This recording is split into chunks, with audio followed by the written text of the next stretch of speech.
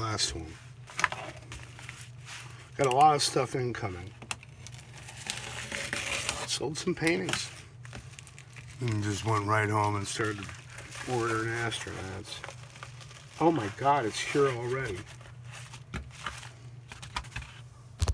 He got it right out to me. And I now have a battered but intact Major Matt Mason figure. The black straps indicate he was made after 1967, I think. And yeah, you know, the wire there isn't. He's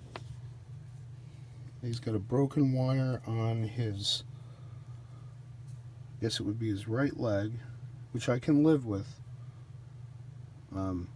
It cost me $5, and even in this condition here, he's got to be more on the line of 30.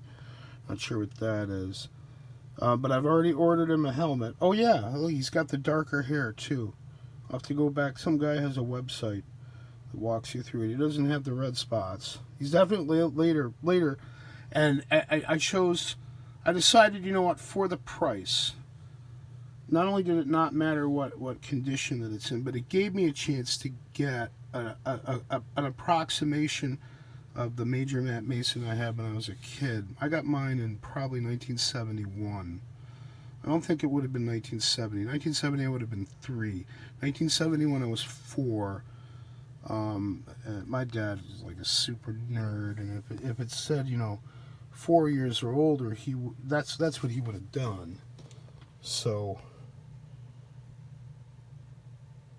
point being that mine would almost surely have been a black strap, later figure. Hair looks about right. Face is rather orange. There's probably more, you know, damage to it. I don't plan to be playing with it much or posing it much.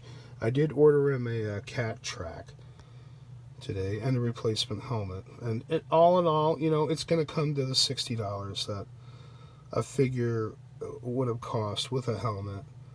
Although not in even this good condition. In the good mint conditions, those are now going upwards to 80 or 90. Just with a helmet, not even a cat track. So for $60, I've got a nice little package. It's more than I could afford, but like I said, I sold some paintings, and I want my Major Matt Mason back. Got to get him the tent, the inflatable tent. That was an important thing, and I'm not going to stress him at all. He's going to go right into a plastic bag. I'm going to think about a little repair there on that paint and see if there's any guide to, like, not necessarily restringing the wire or whatnot, but making sure that the leg isn't gonna separate off. But that's a score. $5, you know, we'll fix his leg. Not a problem. It'd be an interesting restoration project. And you know, the one that I had when I was a kid, I reckon by 1976 it was tossed because it was just destroyed. Within the first year I had it, I believe mine lost one of his boots. I don't think it came off at the leg. I think it came off at the boot.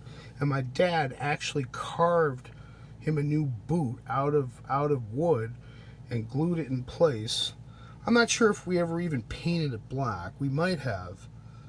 But I thought it was kind of cool because it was sort of like, wow, he's got a bionic foot. I probably would have been 5 or so